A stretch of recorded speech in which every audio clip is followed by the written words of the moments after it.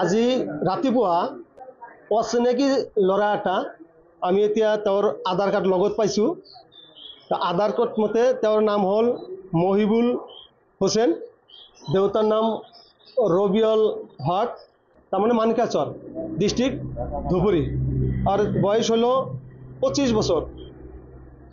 আমি টিলাপাড়া বজারত আমার ইয়াতে 5টা মাছের গদি আছে। এই আমার 3 নম্বর গদি মানে আমার নিয়ারেস্ট গদি আলম শেখ। আমি 5টা গদির মানুষ মাছ বিক্রি করে থাকা সময়ত এই অচিনাকি ল'ৰাটো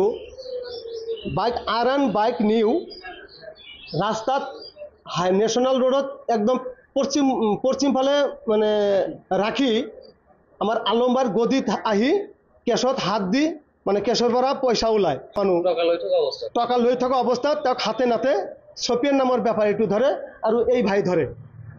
তেওঁক আমি হাতে লাতে এটা আইফোন পালোঁ। আইফোনটোৰ দাম মিনিমাম 1,65,000।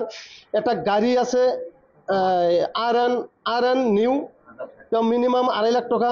আৰু আমি হেণ্ড কেছ পালোঁ 14,400 টাকা।